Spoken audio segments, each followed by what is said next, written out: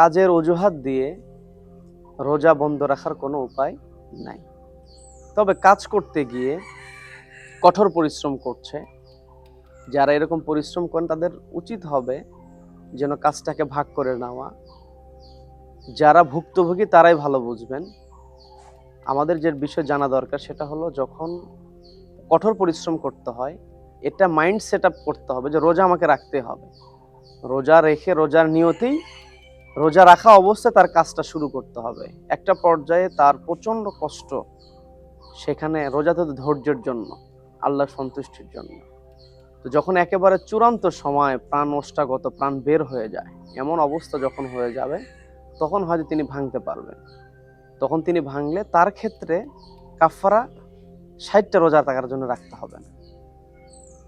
এটা হচ্ছে বিষয়টা ক্লিয়ার করে নিতে হবে। কিন্তু আগের থেকেই কোনো প্রকার প্রস্তুতি নাই, কোনো প্রকার নিয়ত নাই যে না আমার পরিশ্রম করতে হয়, রোজা রাখবো না, এটা করা যাবে না। ইচ্ছাকৃতভাবে রোজা ভাঙার কোনো সুযোগ নেই।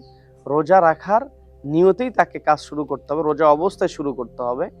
যদি ওই দিনের জন্য প্রাণ ওষ্ঠাগত হয়ে যায়, চরম কষ্ট হচ্ছে, সেই ক্ষেত্রে তিনি রোজা রেখে দিলে তাকে শুধুমাত্র কাজাটা করতে হবে, কাফারা দিতে হবে না। আর যদি কেউ ইচ্ছাকৃতভাবে রোজা ভঙ্গ করে ফেলে, এই কাফারা আদায় করতে তার জন্য অনেক কষ্ট হয়ে যাবে। টানা তাকে 60টা রোজা রাখতে হবে। এটা বড় কষ্টকর একটা ব্যাপার। আর আমরা যে জিনিসটা বোঝার আমাদের দরকার, যারা পরিশ্রমী হন, আসলে এটা এই এই এই জায়গাতে এই ক্ষেত্রে পরিশ্রমী মানুষের জন্য আসলেই কষ্টদায়ক।